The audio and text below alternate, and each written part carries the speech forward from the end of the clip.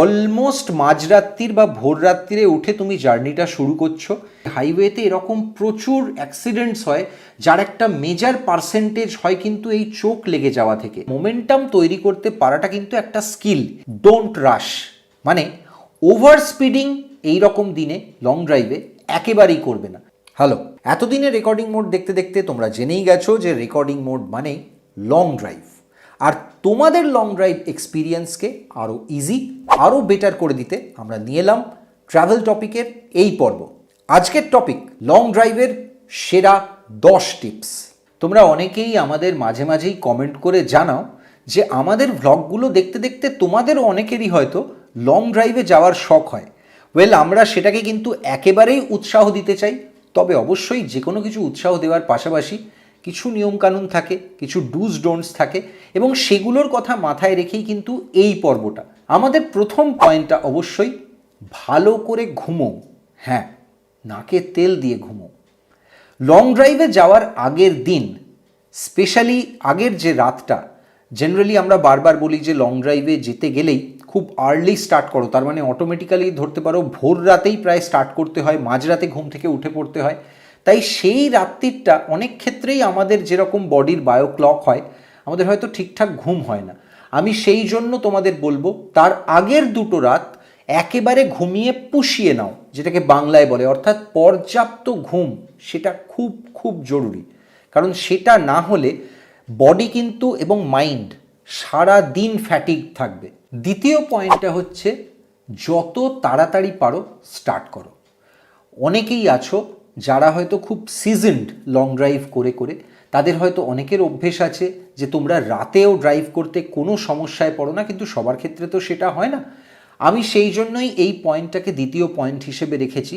তোমরা যারা night driving খুব একটা সড়গড় নও, তাদের ক্ষেত্রে বলবো চেষ্টা করো যতটা সম্ভব ভোরে স্টার্ট করতে। প্রথম যে সময়টুকু, অর্থাৎ প্রথম 2-3 ঘন্টা যখন নর্মাল ট্রাফিক যে কোনো শহরে বা যে কোনো হাইওয়েতে খুব বেশি ট্রাফিক দেখা যায় না, সেই সময়টা কিন্তু টাইম ইনক্রিমেন্টের জন্য খুব জরুরি হয়। এর পরের যে পয়েন্টটা রয়েছে সেই পয়েন্টটা মোমেন্টাম সংক্রান্ত। ফিজিক্সের মতো মোমেন্টাম ভেবো না, কিন্তু হ্যাঁ, যেদিন তুমি লং ড্রাইভ করবে সেদিন একটা মোমেন্টাম তৈরি করতে পারাটা কিন্তু একটা স্কিল, এবং সেটা কিন্তু জেনে রেখো একদিনে হয় না।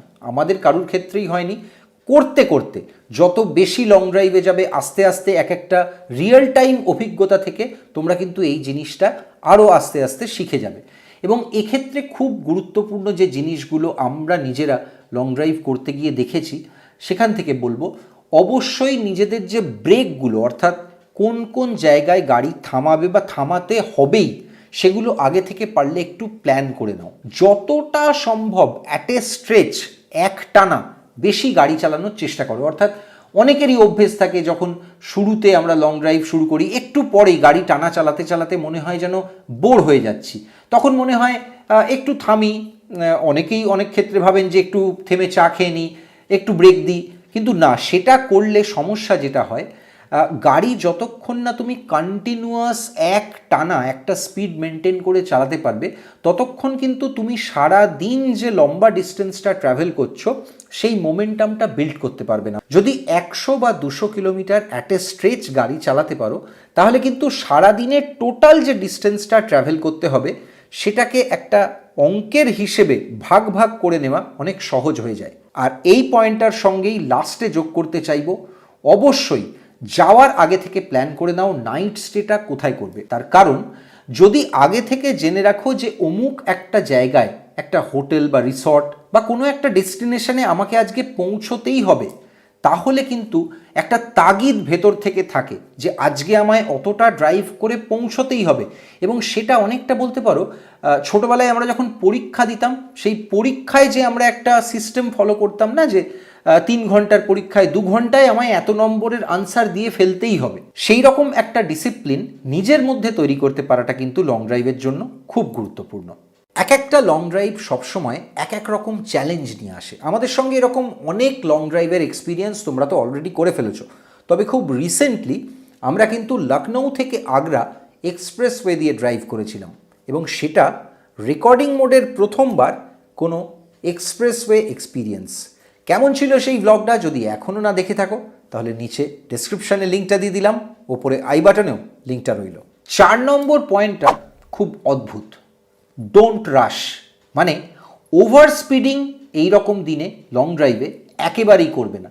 এটা শুনে তোমাদের মনে হতেই পারে যে যেদিন 600 বা 700 কিলোমিটার গাড়ি চালাতে হবে সেদিন কি সুযোগ পেলেও তাহলে আমরা একটু বেশি স্পিড তোলার চেষ্টা করব না? আমার মনে হয় এটা করতে গেলে কিন্তু তোমাদের বাস্তব অভিজ্ঞতাটা একদম উল্টো হবে।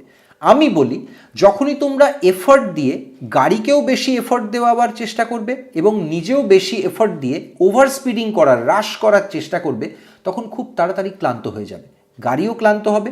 তার থেকেও বড় ব্যাপার, তুমি গাড়িটা চালাতে গিয়ে সেইভাবে ক্লান্ত হবে, সেটা তোমার ম্যানুয়াল গাড়ি হোক বা অটোমেটিক গাড়ি। উল্টো দিকে আমি দেখেছি, যদি একটা ফিক্সড স্পিড ব্র্যাকেটে, অর্থাৎ ধরো 80 থেকে 100 কিলোমিটারের ব্র্যাকেটে, যেটাই আমি খুব কমফোর্টেবল ফিল করি, সেই রকম একটা স্পিড মেনটেন করে গাড়ি চালাও, যেটাকে হিন্দিতে বলে গাড়ি বেশি না ভাগাও, তাহলে কিন্তু তোমার পক্ষে সারাদিনের জার্নিটা অতটা টায়ারসাম, ক্লান্তিকর মনে হয় না। চলে আসি 5 নম্বর পয়েন্টটায়, যেটাও কিন্তু ড্রাইভিং সংক্রান্ত। অবশ্যই ম্যাপ ফলো করবে। আমি এক্ষেত্রে গুগল ম্যাপের কথাই বলছি, কারণ আমাদের কাছে এছাড়া খুব বেশি অপশান নেই। অবশ্য বিভিন্ন কার ম্যানুফ্যাকচারার আজকাল, অটোমোবাইল ব্র্যান্ডগুলো, তারা নিজস্ব গাড়িতে নিজেদের ম্যাপও প্রোভাইড করে। যাই হোক, মুদ্রা বিষয় হচ্ছে, যখনই একটা অচেনা টেরিটরিতে গাড়ি চালাচ্ছ, যতই তোমার সেই রাস্তাটা সম্পর্কে জানা থাকুক না কেন, বা তুমি খুব ভালো করেও যদি পড়াশোনা, হোমওয়ার্ক করে আসো, তবুও অলওয়েজ কিন্তু ম্যাপটা গাড়িতে অন রাখবে। তাতে দুটো লাভ হয়। এক হচ্ছে, সেই ম্যাপটা দেখে তুমি তোমার কোর্সটা থেকে কোনোভাবেই ডিভিয়েট করে যাবে না, অর্থাৎ ভুল পথে চলে যাওয়ার সম্ভাবনা অনেকটা কমে যায়।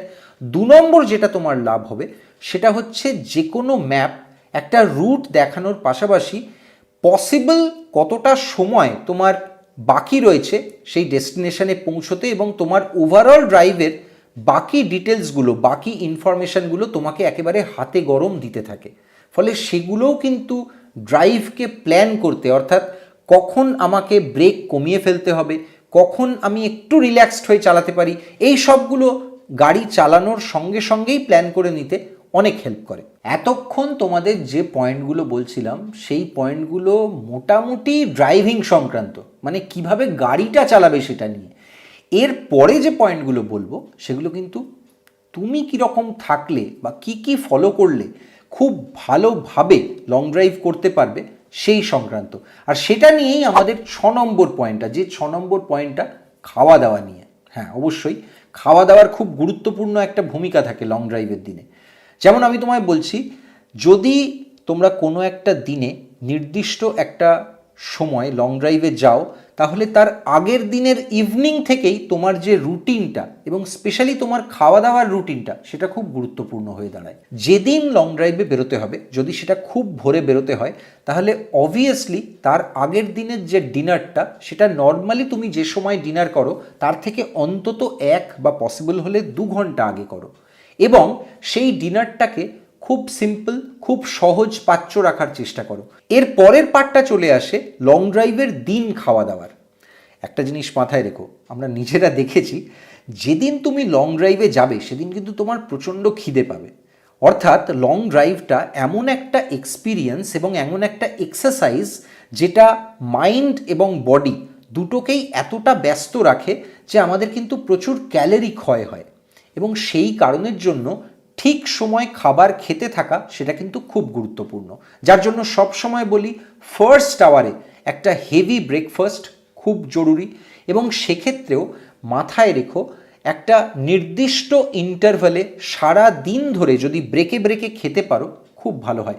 নট নেসেসারি সেটা সবসময় গাড়ি তার জন্য থামিয়ে একটা ব্রেক নিতে হবে তবে তুমি খাবে, তা নয়। গাড়ি চালাতে চালাতেও যে সমস্ত খাবার দাবারগুলো, কোনো ড্রাই ফ্রুটস বা চকলেট, সেগুলো যদি খাওয়া পসিবল হয় সেগুলো খেতে থাকো। খুব গুরুত্বপূর্ণ হচ্ছে যে মিলটা আমরা লং ড্রাইভ করার মধ্যে খাবো, এই মিলটার ক্ষেত্রে আমি সবসময় বলি, যতটা কার্বোহাইড্রেট অ্যাভয়েড করা যায় তত ভালো।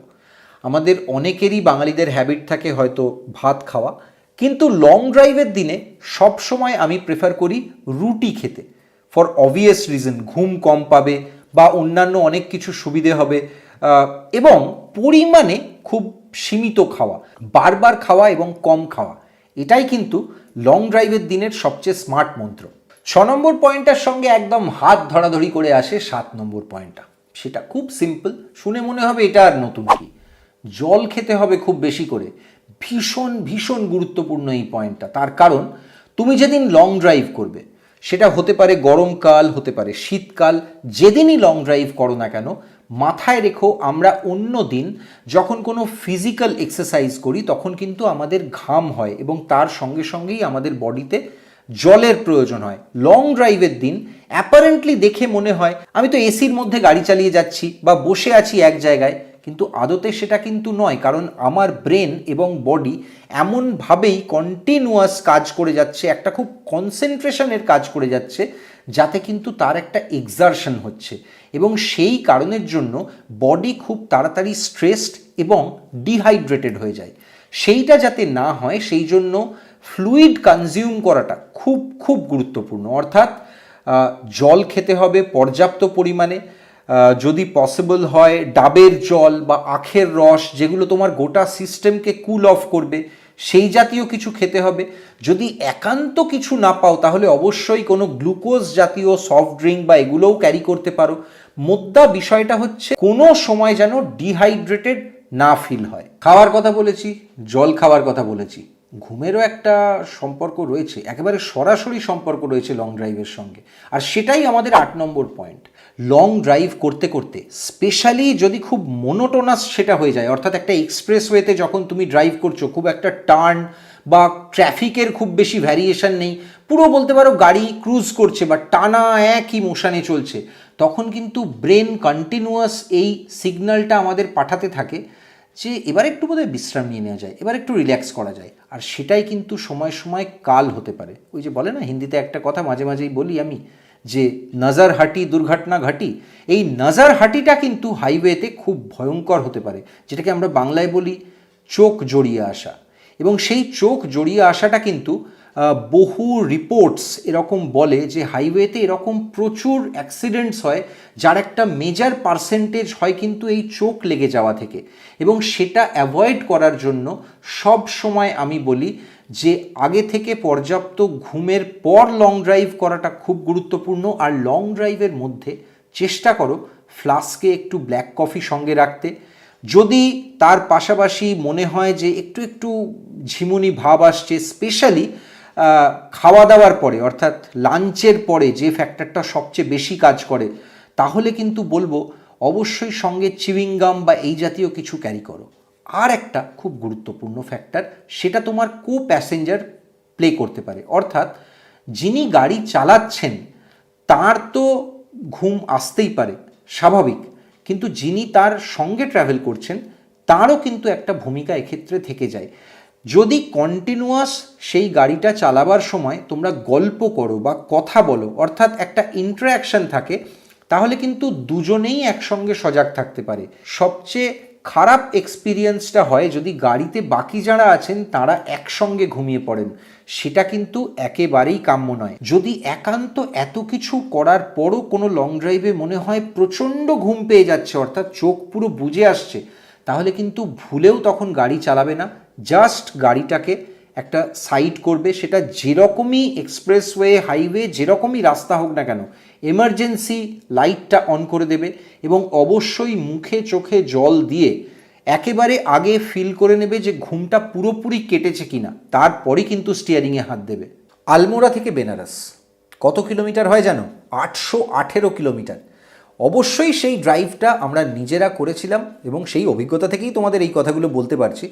তবে হ্যাঁ, সেটা কিন্তু আমরা নিজেরা বাই চয়েস করিনি, বাই কম্পালশন করতে বাধ্য হয়েছিলাম বলতে পারো।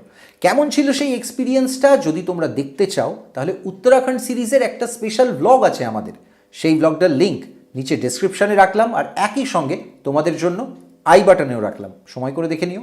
চলে আসি 9 নম্বর পয়েন্টটায়। খুব ছোট্ট পয়েন্ট কিন্তু গুরুত্বপূর্ণ। লং ড্রাইভের দিন কী ধরনের আউটফিট পরবে? ওয়েল, এটা অ্যাবসলিউটলি তোমার পার্সোনাল চয়েস। এক্ষেত্রে কারোরই বোধহয় কোনো কপি বুক বা কোনো নির্দিষ্ট নিয়ম তো কিছু থাকে না, কিন্তু তবুও বলবো লং ড্রাইভের দিন যেটা আমরা নিজেরা সবসময় ফলো করার চেষ্টা করি, স্টাইল ফ্যাশন এগুলো সব কিছু সেকেন্ডারি।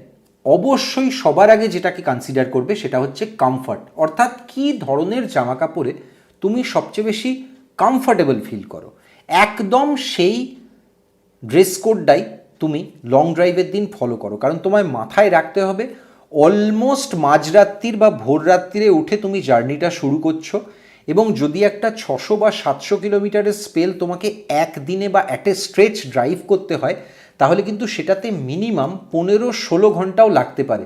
এবং সেই জন্যই কমফর্টটা, নিজের আরামটা সবার আগে। সবচেয়ে গুরুত্বপূর্ণ পয়েন্ট, লাস্ট পয়েন্ট, 10 নম্বর পয়েন্ট, অবশ্যই লং ড্রাইভে যাওয়ার আগে তোমার গাড়ির প্রপার সার্ভিসিং হয়েছে কিনা সেটা দেখে নেবে। আমরা অনেক ক্ষেত্রে যখন শহরে বা আমাদের চেনা গণ্ডির মধ্যে রেগুলার বেসিসে ড্রাইভ করি, আমরা গাড়ির ছোটোখাটো বিভিন্ন প্রবলেমকে ইগনোর করে যাই, বা অনেক সময় ভাবি যে আর তো মাসখানেক মাস দেড়েক বাদে বা আর হার্ডলি 1000 কিলোমিটার গাড়িটা চলার পরই তো সার্ভিসিংয়ে দিতে হবে, তখন এটা ঠিক করিয়ে নেব। লং ড্রাইভের ক্ষেত্রে কিন্তু সেটা খবরদার নয়। তার কারণ অচেনা জায়গায়, অচেনা শহরে, অচেনা রাস্তায় যদি বাই চান্স তোমার গাড়ি ব্রেকডাউন করে বা কোনো এই ধরনের প্রবলেম তুমি ফেস করো, সেটা একেবারেই কিন্তু কাঙ্ক্ষিত সিচুয়েশন নয়।